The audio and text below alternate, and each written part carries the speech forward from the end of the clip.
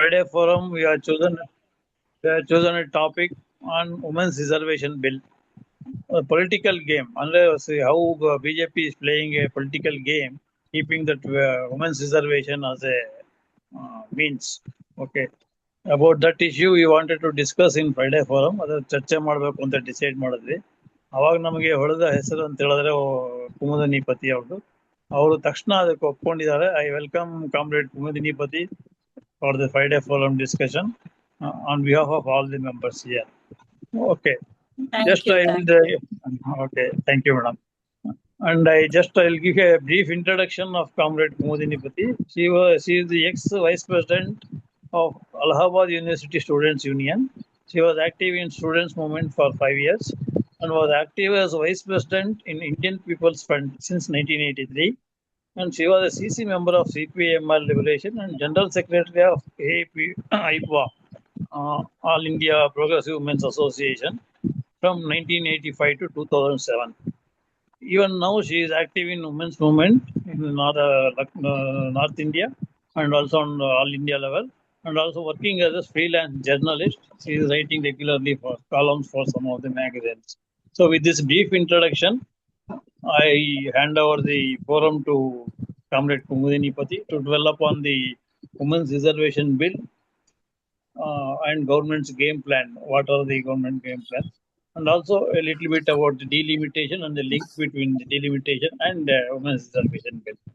So hope Comrade Kumudini Pati can deliver up to 40 to 45 minutes. You can take, Comrade. Then there will be some. Okay, thank you. Thank you. Thank you. So, translation thank you and good evening to all members of the Friday Forum. And I would like to start first with giving you a brief history of the journey of the Women's Reservation Bill. Now it is called the Nari Shakti Vandan Adhiniyam, but it started as the Women's Reservation Bill. So what I wanted to say first is that although women form around 50% of the population, but their representation in parliament has remained below 15%. To be exact, 13.8% now in the Lok Sabha and 16% in Raj Sabha. And this is an anomaly because the number of elected women members in the local bodies has risen to 1.45 millions. That is around 50% of all elected members. So you can see that although in the local bodies we have 1.45 means 1.5 million almost women members, but their representation in the Lok Sabha and in Rajya Sabha is very dismal, and so also in the assemblies. Now, what is the reason why we are insisting on this 33% reservation? How did this number 33 come into existence? So actually, there has been a lot of research going on what is going to be the critical mass which will effectively influence decision-making processes. And two very important researchers, one was Rosabeth Moss-Cantor from the Harvard Business School and Drude Delrue, who was a Danish political scientist. They had done a lot of research on this and they came to understand that 30 to 33% is a critical mass, critical number. And unless you achieve this critical number, you will not be able to effectively influence decision-making processes in any body. So be it parliament or any other institution. So this was one of the reasons why 33% number came into existence. Then the second thing is that from what we gather, that women generally feel that their interests may be better taken care of in the parliament if their representation is up to this mark. And also they feel that they have done a lot good grassroots work as local body members in the rural areas and in urban areas. And now sort of there is a cap to their political activism and their political activities, because they don't get that representation in either the Vidhan Sabha or the lower house or upper house. And secondly, political parties, you can say that all political parties almost are not very much interested in distributing tickets to women candidates. Generally, you will notice that some constituencies, which are not very important constituencies, are generally given to the women candidates. So women have been losers in this respect for a very long time. Now, if you go into the history, you will notice that in 1931, actually, our women leaders like Sarojini Naidu or Mrs. Jahanara Shah Nawaz, they were anti-women's reservation. They were not for reservation in parliament. And in their letter to the British Prime Minister, they had written, "We look upon nominations, reservations of seats, and co-option in any sphere of activity as a pernicious and humiliating system, which must run counter to all real progress." Then we saw during Mahatma Gandhi's movement, agitations, that all upper caste women were opposing women's reservation.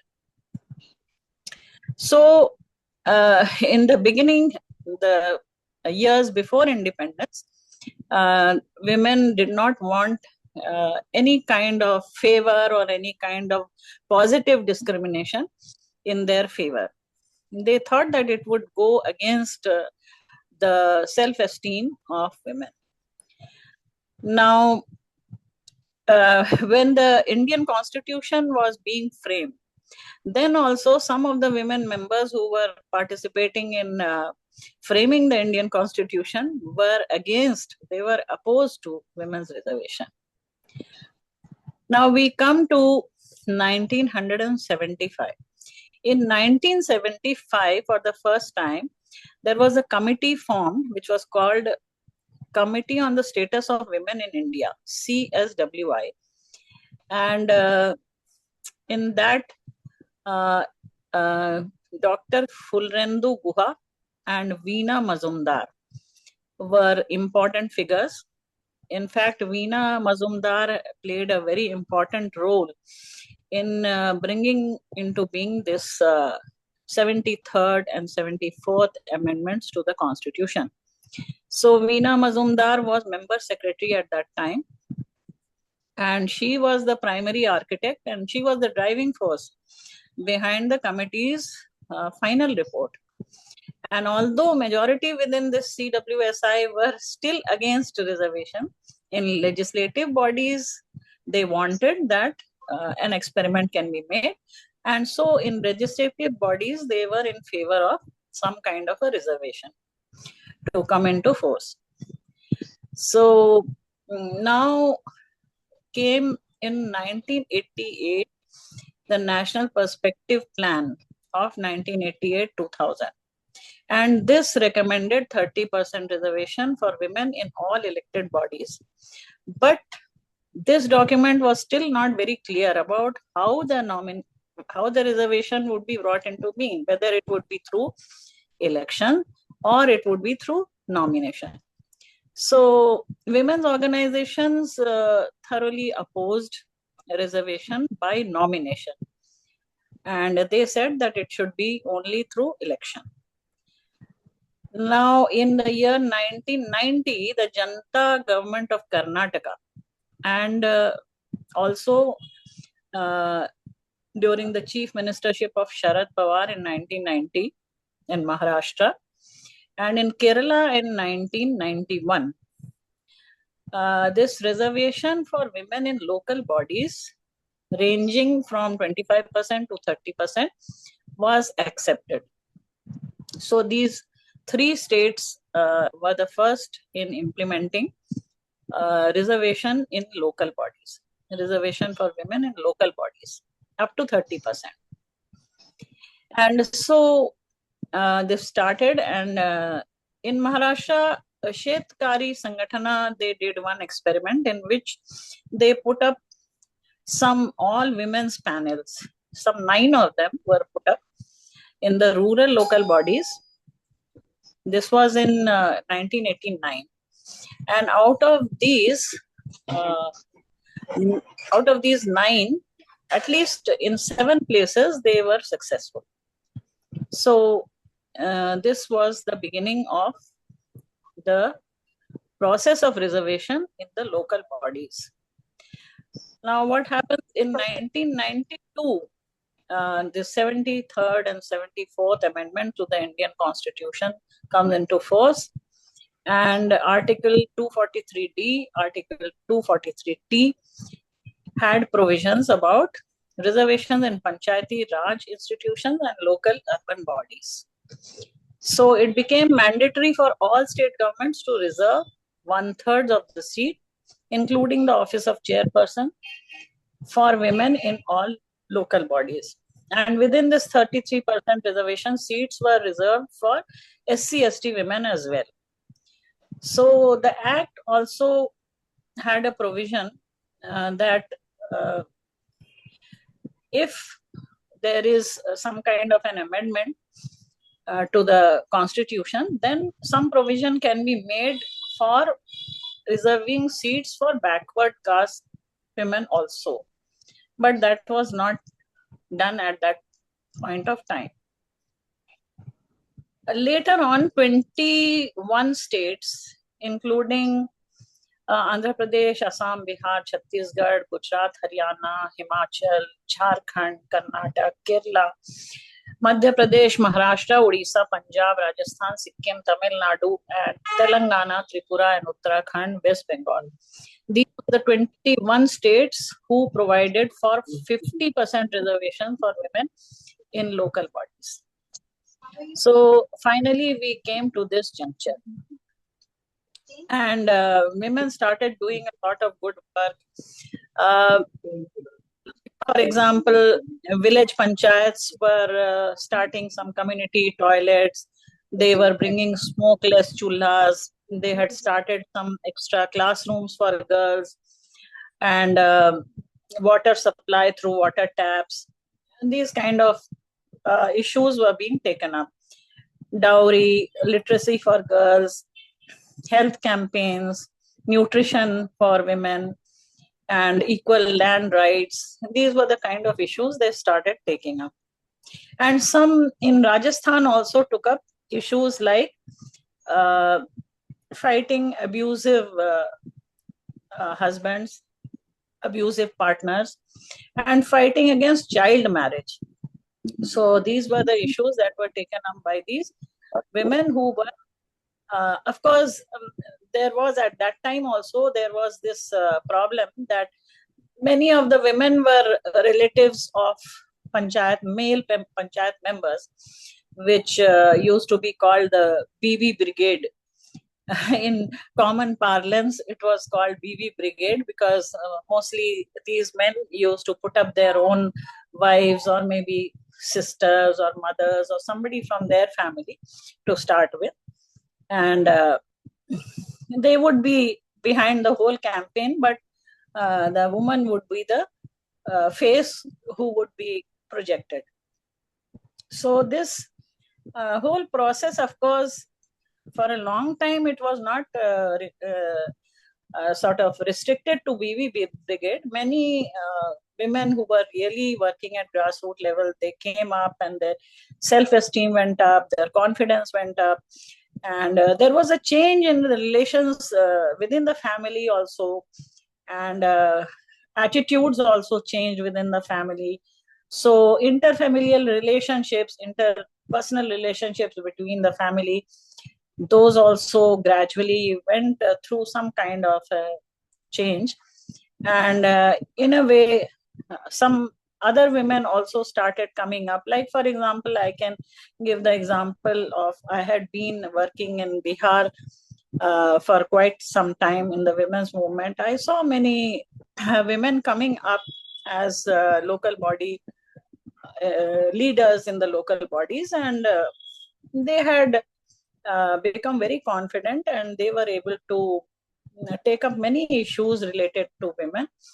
And I could see that it was empowering them to a large extent. And within their families also, they had become more articulate, able to fight some kind of family restrictions and other things. So that was a positive thing.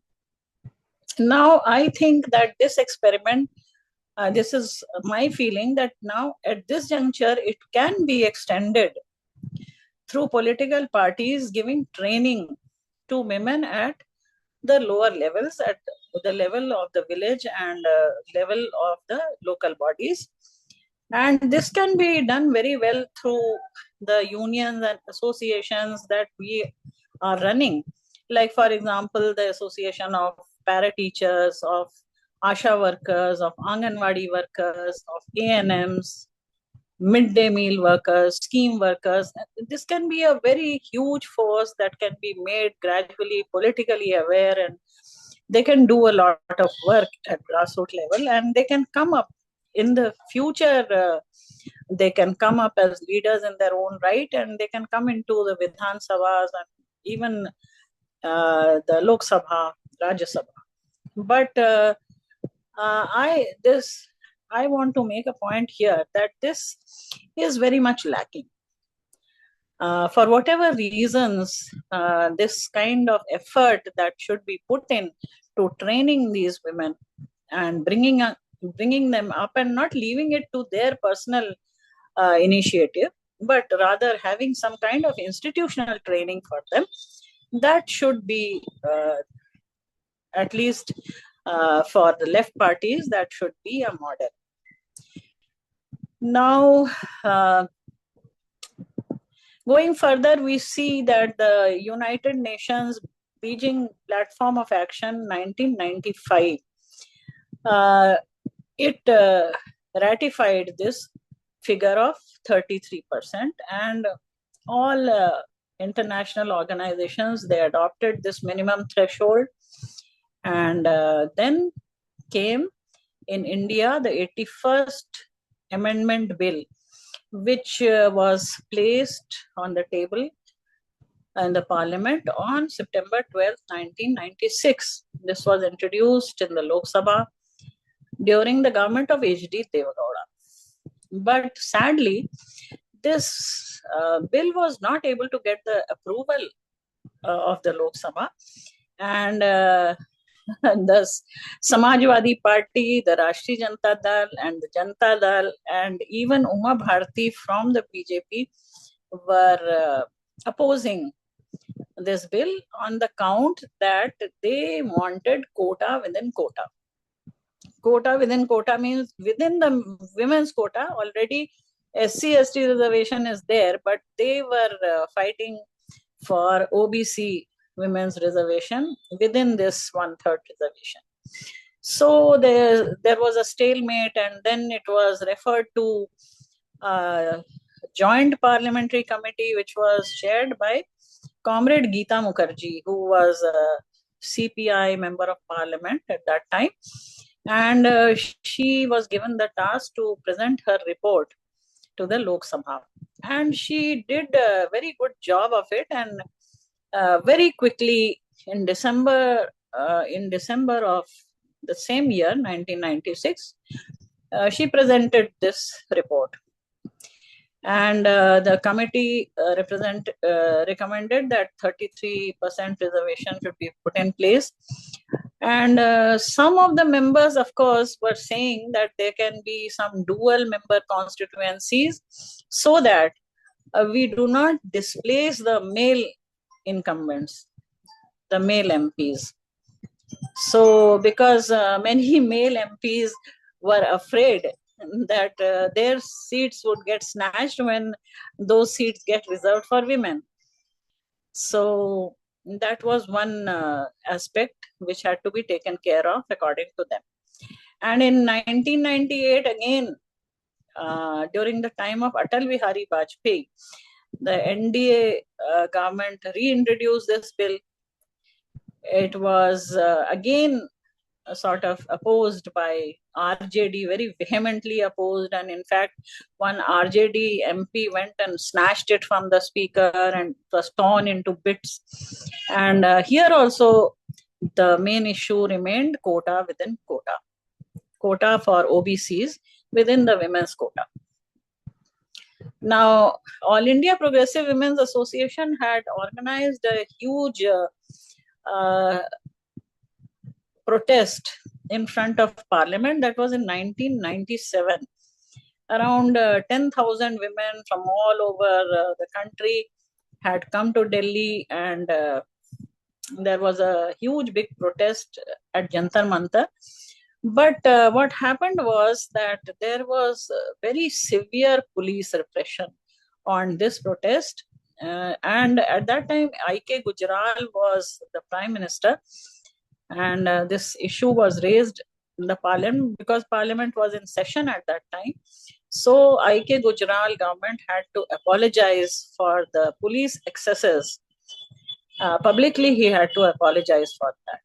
And around 1.5 lakh signatures had been collected from all over India, and it was submitted to the speaker. Of course, many women landed up in hospital, and they were severely injured also. So that happened in 1997. And then in 1998 again, All India Democratic Women's Association, that is IDWA, and then AIWC, Center for Women's Development Studies, Joint Women's Program, Mahila Dakshata Samiti, National Federation of Indian Women, YWCA, the 7 sisters as they are called, they condemned the efforts of the government to scuttle the Women's Reservation Bill in the name of consensus. That there is not a consensus, so we are not able to pass the bill. This was opposed by these organizations, and they gave an alternate proposal that dual member constituencies will not be accepted. Whatever is the present number in the Parliament, in that we want 1/3 reservation for women. Then later on, there was one Chetana Yatra also. This was in 1998, and it was headed by Mohini Giri. Mohini Giri was at that time National Commission for Women chairperson, and she was the main leader for the Chetana Yatra. And this yatra started from Delhi and went up to Thiruvananthapuram, and it was supporting 1/3 reservation for women. It was kind of a campaign, nationwide campaign. And then in 1999, 2002, 2003, again, bill was reintroduced, and then it was not passed. So it lapsed. Before the 2004 general elections, the bill lapsed. Then again in 2008, Manmohan Singh government introduced the bill in the Rajya Sabha. And then in 2010, one good event happened, and that was that this bill was passed in the upper house, that is in the Rajya Sabha, despite lot of high drama, scuffles in the Parliament House and all that happened. But all the parties came together and they passed it in the Rajya Sabha. But again, the problem remained in the Lok Sabha, and Lok Sabha again, it could not be passed because Samajwadi Party and RJD were fighting for quota within quota, as they said. And so it remained pending, and again it lapsed in 2014 when the Lok Sabha was dissolved. Now in September 2023, we saw this Nari Shakti Vandan Adhiniyam come into existence, and it became a law. And So till 16th April 2026, it was not put into force. That is the drama of this government. This present BJP government was, I don't know, waiting for what. Since September 2023 up to night of 15th April 2026, it was not mentioning a single word about what it is going to do with this Nari Shakti Vandan Adhiniyam, and then started their political game. So on 15th April midnight, it notified Nari Shakti Vandan Adhiniyam, and it had two amendments also. And these amendments were basically about, one was about delimitation.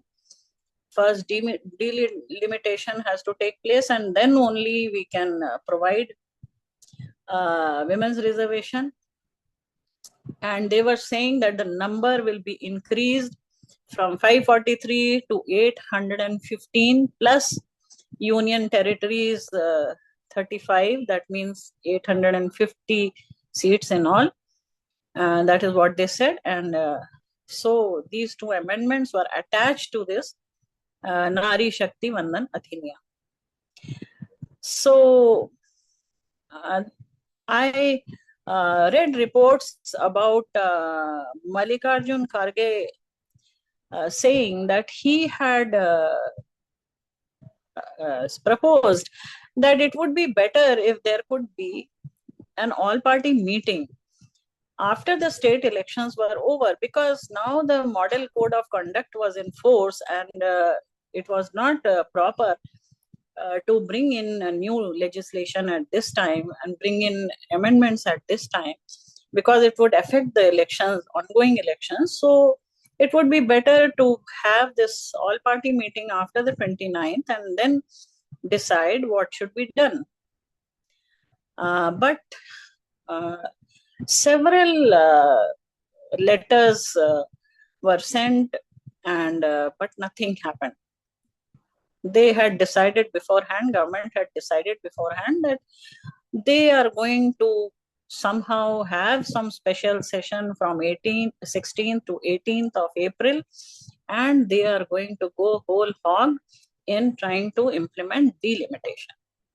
So delimitation is a thing which is a very complex matter, and generally political parties, we talked to several politicians who said that they are very much for women's reservation, but they would not support the amendment which relates it or which connects it to delimitation and census of 2011, because there was no census after 2011, and the number was frozen after Atal Bihari Vajpayee. The number in the parliament had been frozen, and there was no census in 2021.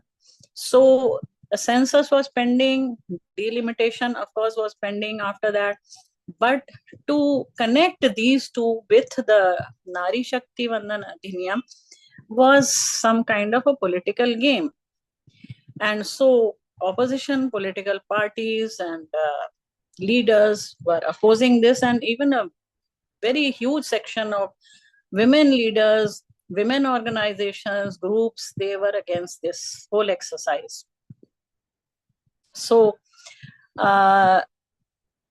what happened was that it was very surprising to see that already the government had decided that whatever it be, the BJP is going to gain from this exercise.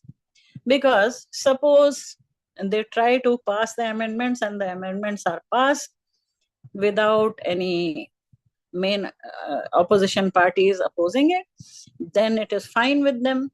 They can go for delimitation, and that they can do on the basis of 2011 census. And if it falls, if they are not able to pass the bill, then it is fine for them, because they can go out and say that opposition did not allow us to implement the Nari Shakti Vandan Adhiniyam.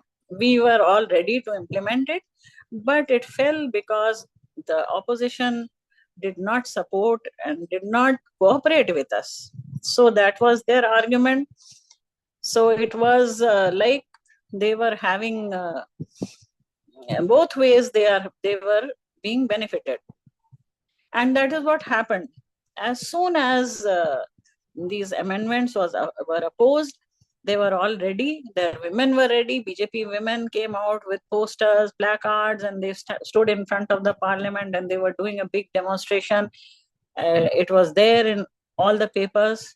And then Amit Shah, the home minister, without even having the slightest respect for the fact that there is a model code of conduct in place at that time and elections are going on, he just calls the BJP women saying that, oh, you go and gheraw these opposition leaders in these two states. And it is a kind of, I can say, weaponization of gender, which was very dangerous because this could lead to clashes and it could lead to large-scale violence during elections. So this was what was being called for. And this was just meant to tell people that it is not us, but it is the opposition which is responsible for falling of this Nari Shakti Mandan Adhiniyam amendments. Now, on 18th, many of you would have heard the Prime Minister himself. He addressed the nation at 8:30 at night, and he was ranting against the TMC, against the Samajwadi Party, against DMK, and mainly against the Congress Party. And not only that, he was bringing in many communal issues like Article 370, construction of mandirs, infiltration by outsiders, Guspetya as he was calling them, and the issue of triple talaq and all, for which Congress had not supported the government. So these issues were being raked up during his speech, which was a violation of the model code of conduct. And what I saw in the news that around 700 organizations had sent petitions to the Election Commission of India saying that action should be taken against the Prime Minister because he had violated the model code of conduct.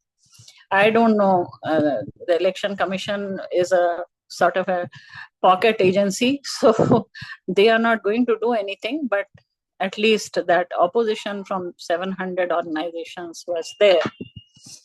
Now, I have been a part of a national coalition for women's reservation that has been formed by academicians and activists, left women leaders, women professionals and advocates, students, some LGBTQI representatives, and even civil society activists, and they have all joined together and they have formed a national coalition for women's reservation. And this coalition is going to start a national campaign to implement the women's reservation bill. So a petition had been drafted and some around 900 or so signatures from all over India had been collected. And so some of the demands which had been raised were to call for immediate implementation of 33% reservation through a new constitutional amendment in the upcoming monsoon session, and to de-link reservation from census and delimitation and delete all such references in the 2023 Act so that it can be immediately implemented. Then was to ensure equitable allocation, specify that 33% reserved seats will be allocated to states in proportion to each state's current seat share to protect the federal balance. To ensure that state funding for marginalized women for election campaign is there in place. And this was already brought up by the Indrajit Gupta Committee in 1998, this issue of state funding. And many provisions were there in that. If you look up in the news, you can see the Indrajit Gupta Committee and its recommendation for state funding of elections. So state funding for basically for marginalized sections like the OBC, LGBTQ, disabled women, or denotified tribes, communities, and such were proposed in this.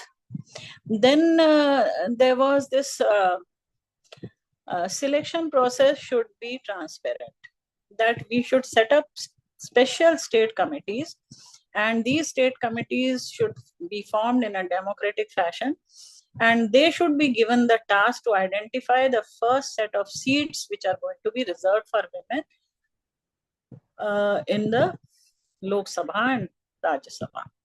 Extend the reservation to all union territories and provide reservation for women in union territories which are not covered by the 2023 Act.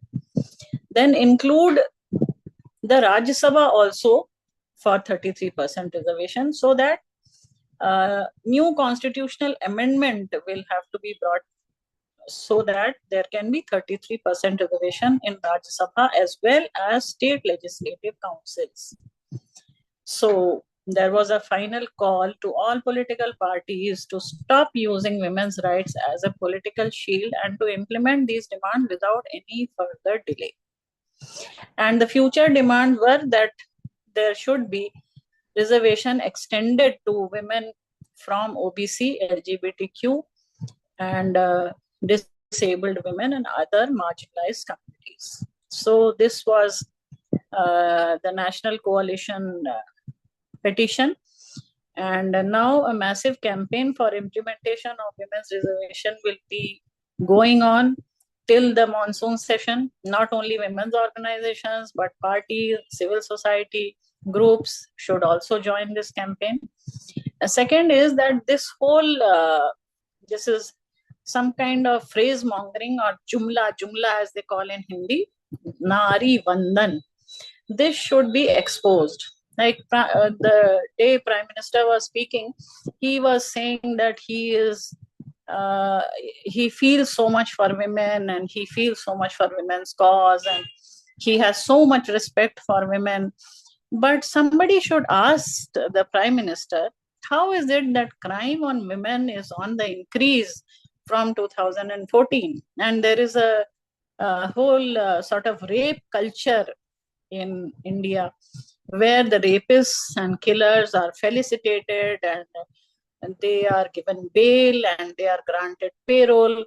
For example, you must be well aware of the Kathua rape case, Bilkis Bano rape and murder of her family members, Ankita Bhandari case, which is going on in Uttarakhand, and one of the BJP leaders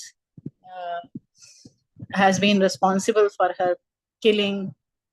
Then the Hathras case and the Unnao case in which Kuldeep Singh Sengar, who was ex-MLA of BJP, he was the one accused. And then the Brij Bhushan Charan Singh case.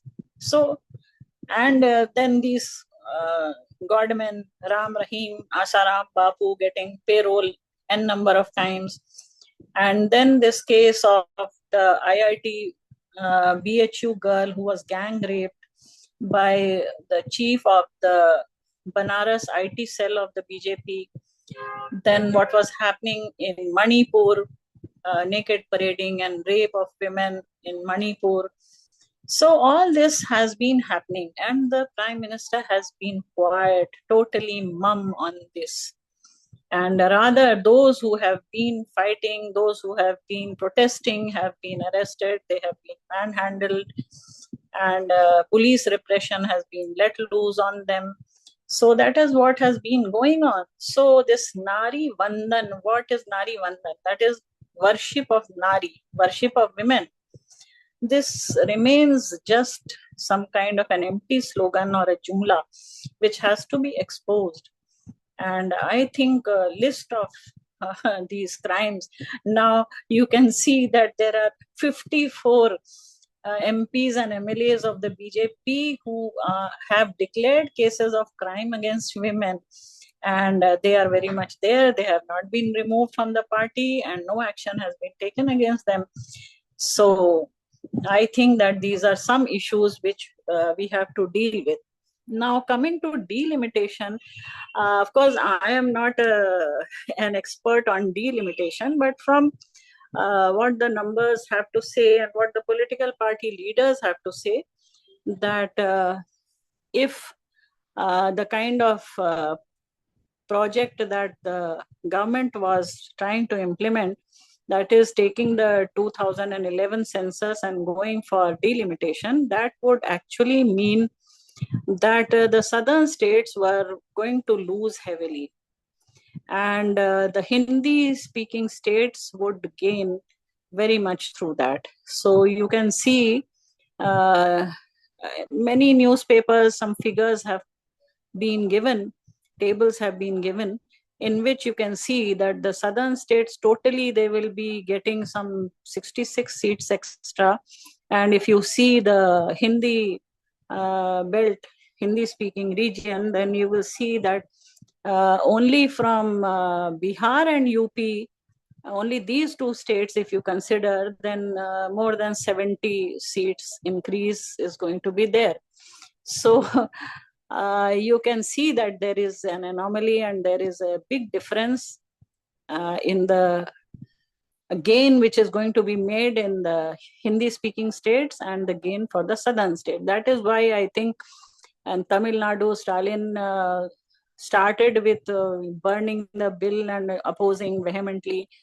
And so delimitation is something which has to be really carefully studied, and what kind of a formula should be there for delimitation exercise, that also has to be evolved, and that has to be evolved in a very transparent way, because once the delimitation happens, you cannot challenge it at any court. So that is one thing which is going to be very dangerous. And what we have seen in Jammu Kashmir and we have seen in Assam also, the process of delimitation has been very communal, in the sense that Muslim regions where there is a large Muslim population, they have got fewer seats, and those with big Hindu populations have got more seats.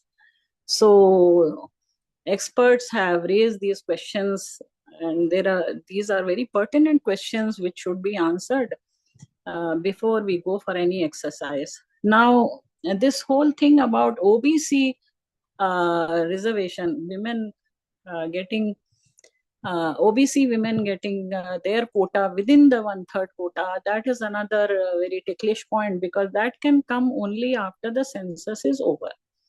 Once the census is over, then the real figures, population figures will be out, and maybe by 2027 the provisional results will be there, and by 2028, if they do it very fast, then they can get the final figures, so that before 2029 general elections, these figures will be there. Like Akhilesh Yadav from Samajwadi Party has been raising this question that without a proper caste census, we will not be able to decide what should be the quota for OBC women within this 1/3 33% women's reservation. So that is one point that has to be taken into account in the future. So now implement the bill and have a provision for further amendment in the constitution after the census is over, and then put in the numbers for the OBC women That is the thing. And there was a demand from some Muslim women's organizations for reservation for Muslim women, but so far from some left women's groups, I have gathered that they are not in favor of reservation on religious basis. So that is a contentious point. Some women's organizations, Muslim women's organizations, of course, they are demanding. So these are the things that I thought would be proper to mention here. And other comrades also can chip in with their recommendations and their proposals, what they think should be done. Of course, this will be a continued movement, so we will all be part of that movement. So many meetings and sort of workshops and these kind of things will be going on for quite some time to gradually bring up the women to that level of understanding that what the Prime Minister had been proposing was not actually the women's bill, it was a delimitation exercise that was thwarted by the opposition. It was not the Nari Shakti Vandan Adhiniyam that was opposed, but it was the delimitation that had been opposed. That has to be clarified among common women, because this very emotional kind of speech by the Prime Minister and all, of course, I don't think it has any impact in the South, but in the North Indian states, it did have some impact. So that is all I have to say. I think. Thank you very much. Okay. Thank you, Comrade, for an excellent presentation. And you have almost read the matter from the 1975 till 2026. And as you said, delimitation is a contentious issue, and it is a political game plan of BJP to join both these legislations and to bring in women's reservation. It's for a political gain. Now the forum is open for discussion. Comrades are here from Liberation, and other friends are here. They can pose some questions to Comrade Kumudini Pati, and even if it is in Kannada, it will be translated to English. Then we can have a better discussion. Thanks once again for your good presentation. Thank you.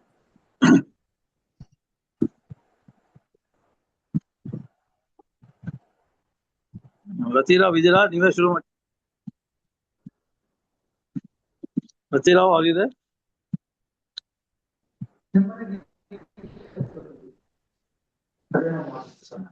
Hemalata idara, okay. Matadi, madam.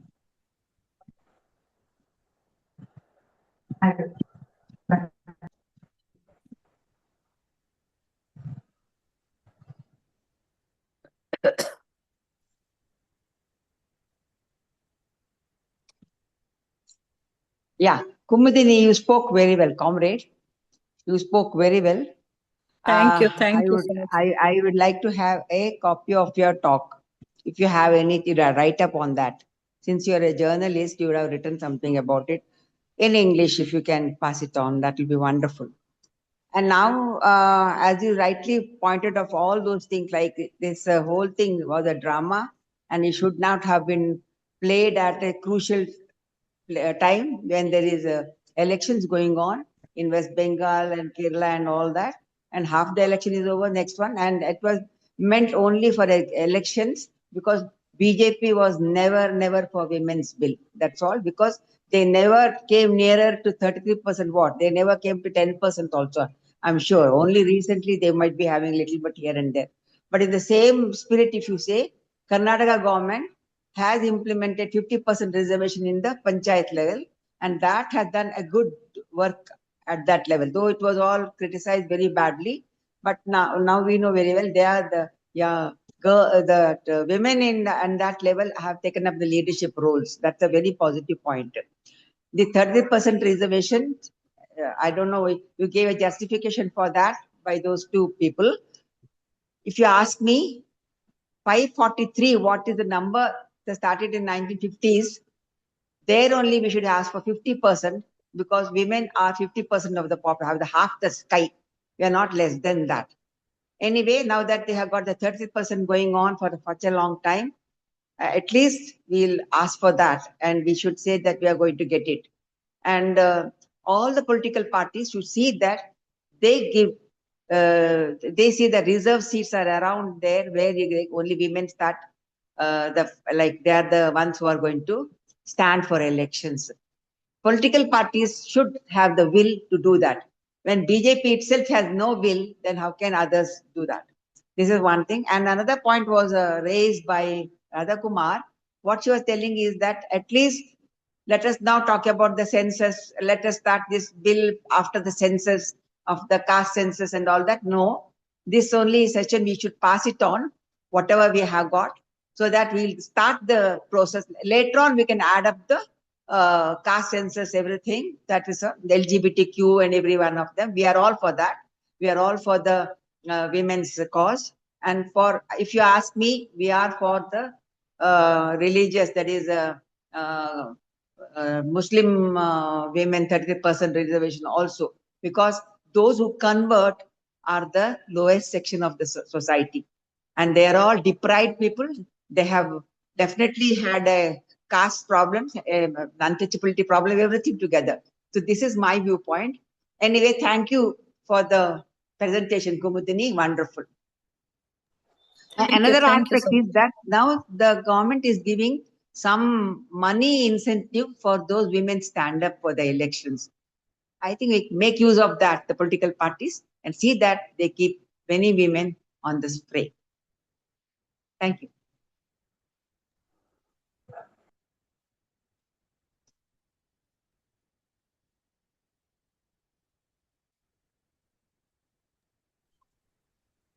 Hemalatha madam ಮಾತಾಡೋದಿದ್ಯಾ?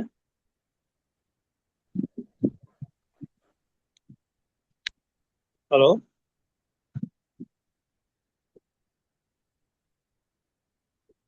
Hemalatha madam, ರೂಪರಾವ್,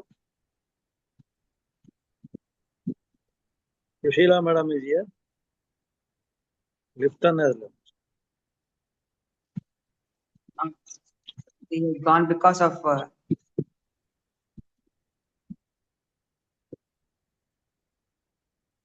why not able to open or what? Hello. Yeah. What about the Rupa? I don't know. Very sure. No, I am here right. only. But question as such doesn't come to my mind, because whatever ma'am said is really that's what has happened, because they are using it for political gain. See, they are never interested in women, that's true. So what to add there? How can we stop this talk of their trying to politicize is our worry, that's all. Because it's coming everywhere. Yesterday I saw in Maharashtra, I believe, some street plays were being organized, and one main road was blocked for it, where somebody has to pick up a baby, a child from the school also. So they're really politicizing it so that they get political gain. That's all. Thank you. It was a wonderful talk.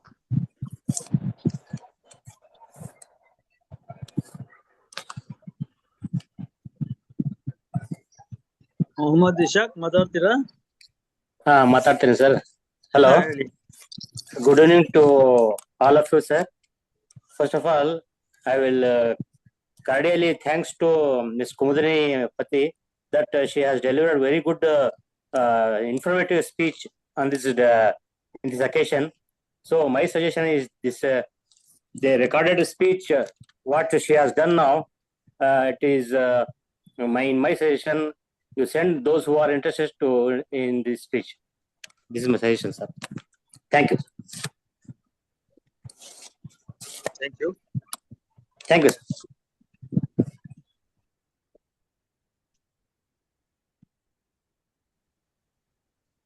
My question is Comrade Kumudini.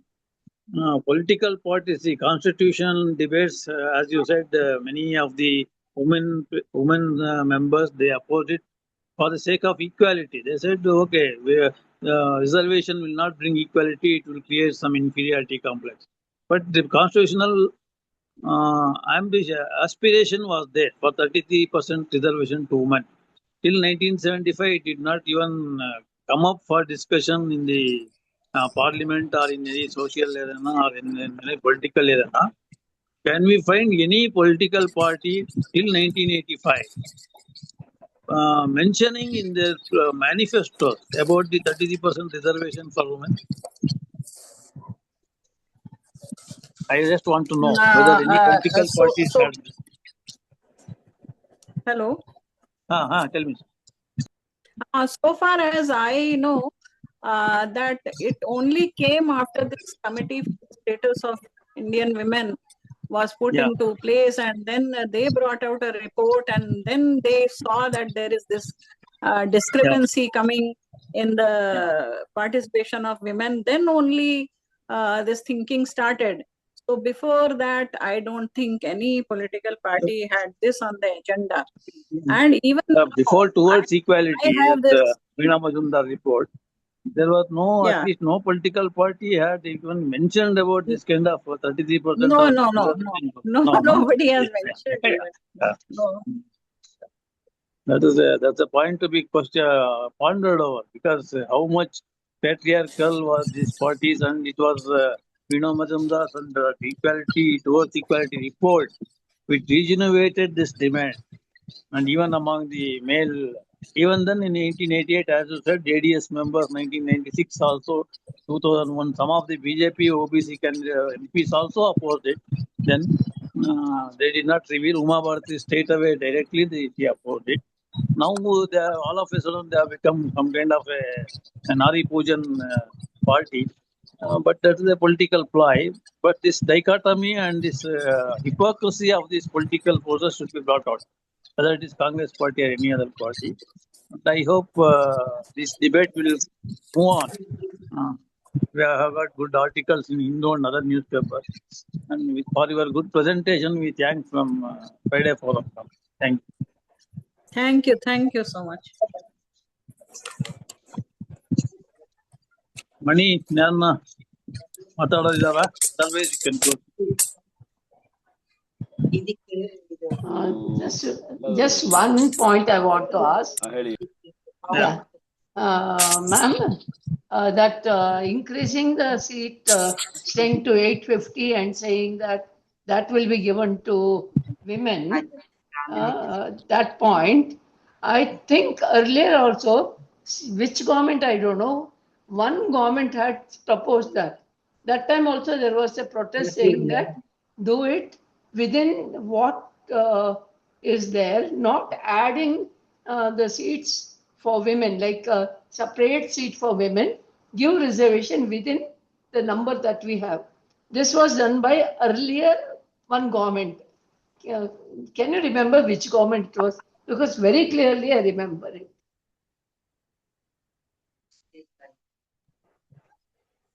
That is true. That earlier also at I think two junctures it came up. Once during Manmohan Singh's time and once earlier during Atal Bihari Vajpayee's time, that not so much increasing the seats, but they were saying that there will be dual membership. That means in one constituency there will be one woman member and there will be one male member, so that the male member seat will not be disturbed. So all women's organization had opposed this because they said then women relegated to secondary status. They won't have the status of a proper MP. So dual membership has been opposed all through by all women's organizations, and we are also opposed to it. So that had come up.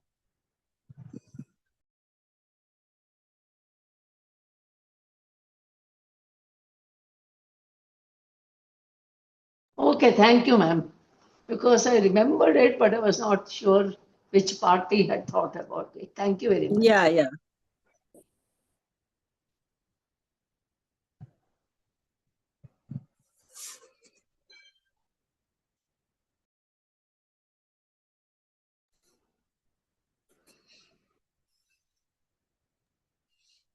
Some women's organizations also oppose this whole name of Nari Shakti Vandan Adhiniyam. They said that it should be just Women's Reservation Act. That is all. Why do we have this Nari Shakti Vandan Adhiniyam? That is a very Hindiized name, Hindi name.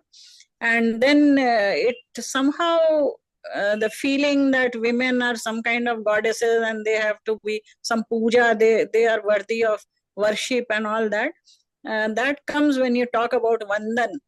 And then you see the stark reality on the ground when you see that women are being raped every day, every minute, and you see that all the rapists are coming out from jail and they are being felicitated and they are being garlanded and all.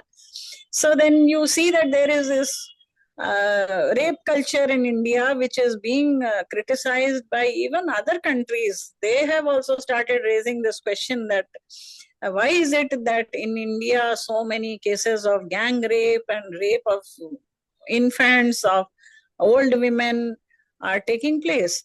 What is happening in India? So this name also, many women are opposed to this name Nari Shakti Vandan Adhiniyam. So that also came up in our discussions with the Coalition for Women's Reservation, and this discussion had also come up.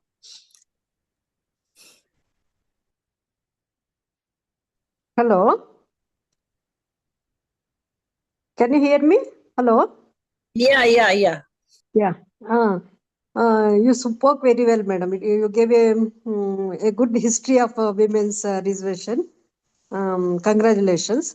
I have a question that can we expect gender justice or policies in favor of women by increasing the number of women in parliament or legislation? Can we have assurance that we can have that government works in favor of women merely by increasing the number of women?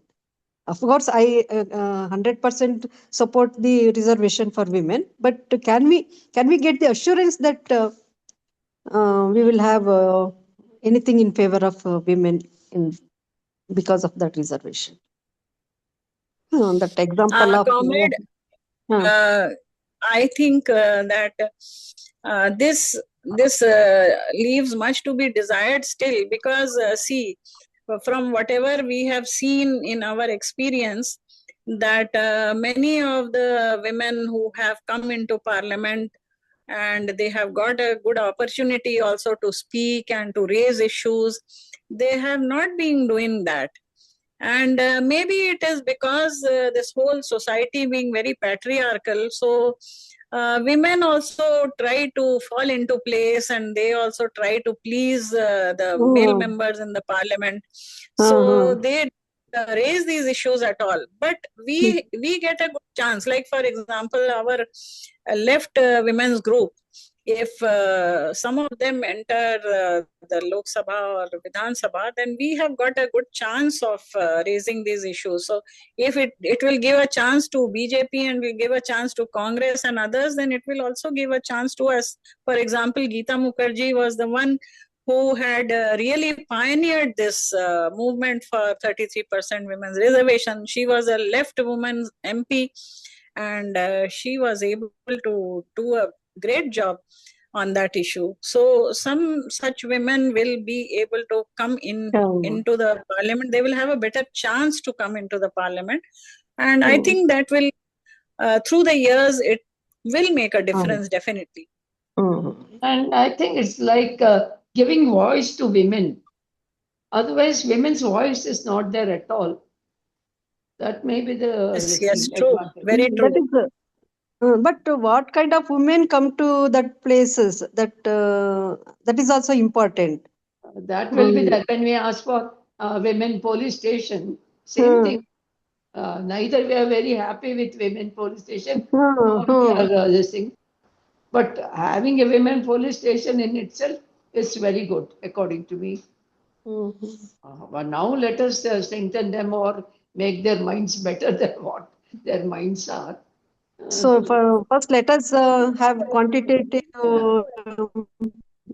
then we can go for a qualitative Now, once there is impacts. a representative voice is strengthened in parliament, then there may be some changes in the approach of the political party despite their patriarchal leadership. They may think we can't afford this 33% chunk, a large chunk of women voicing their protest or voicing their opinions in their central committee meetings or in parliamentary committee meetings. So that may change over the period of years. It may not change immediately, as we see in panchayats. In panchayats, once we see it is the husband who comes and sits in the panchayat meetings. Many times we have seen. So he makes the opinions, he makes the rules or something. That is happening. But it may take some time, but it will give, as Rupala has said, it gives a voice for the woman to raise in the parliament. A strengthened voice, not like a very feeble voice as we are seeing now. That voice is required. That may take some time, but it is a positive move. We have to not only we have to welcome, as Rati Rao has said, we have to demand for 50% reservation. Yeah, that is the next demand should be 50% reservation. That will be a more authenticating the voice of women in electoral arena and parliamentary arena. As Kumudini But what I am Comrade has afraid said, of, yeah. what I am afraid of, giving the examples of Mayawati or Jayalalitha, somebody like that, they say that no, we are given this power. No, how did they even like perform people like Uma Bharati, our Delhi Chief Minister, she has not commented a single line on the rape of a girl in the heart of Delhi 2 days back. Okay, that IRS officer's daughter has been raped and killed, and she just kept mum.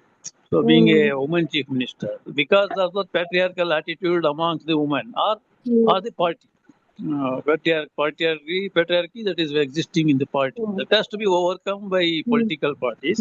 And but in this once we get that provision, we have to be careful that whom we are going to elect. That is and in important. that respect, what I want to ask Comrade Kumudini, has any party experimented that you told the training of the women in various movements, steam workers and acha workers? Is there any experiment done in North India by any smaller political parties at least, at the local level for giving some kind of a training to the women cadres? Before that one point, we are saying that Uma Bharati or whatever they speak, that may be nonsense. But what about our men ministers or MLAs? Are they speaking sense, all of them? Not at all. Why are we saying that women may speak nonsense? Our men are also equally bad. Yeah, they are bad, but since we are asking for special provision, we have to be careful that whom we are going to elect and how they are performing after getting elected. That is, I feel that that's more important. That is also important.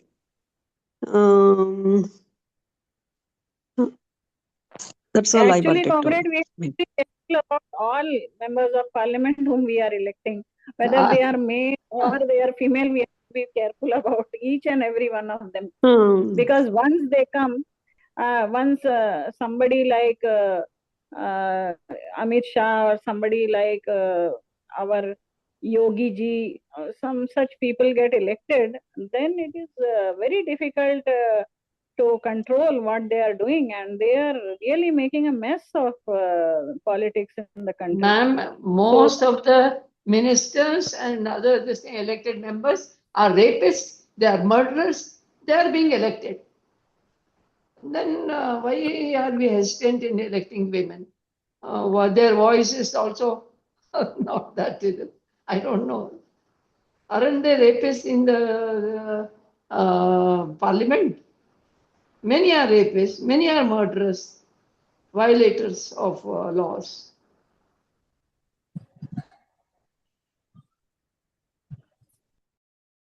Yeah, about this training, I think that at local level elections, that is panchayat and urban bodies, some kind of very minimum level of training has been done, at least by CPIML Liberation. During the time I was General Secretary, I had participated in some workshops and meetings where we discussed how women can perform more effectively in the local bodies and what kind of issues they should take and how they should mobilize more women. All those things we used to discuss in workshops. So that kind of training can be done, and it can be done at a higher level also. State level women leaders also, we can do this experiment. Sure. That should be done. Actually, party should take up as a matter of priority to do it, so that in the days to come, it will be the need of the hour. So we have to do it. Anyway, if there are no opinions or questions coming up, we will wind up. Mani? Yeah, Comrade sure. Mani? Sure. So, Okay. on behalf of Friday Forum and all the members, today we expected more members, maybe because of some other webinars or something, people have not come. Anyway, it was a good presentation from Comrade Kumudini Pati. We thank her for, on behalf of Friday Forum, I thank her for excellent presentation and a good discussion. And this discussion will continue for a long time, even after the bill is passed. So I thank one and all for having participated in the Friday Forum discussion. And once again, thank Comrade Kumudini Pati for being with us today evening and giving a good lecture. Thank you. Thank you, so much Comrade. for giving this opportunity. Okay, It thank was you, a Comrade. good opportunity for me also. Thank you so much. Thank you, Comrade. We will keep in Thank you, touch. ma'am. Yeah, thank you, ma'am.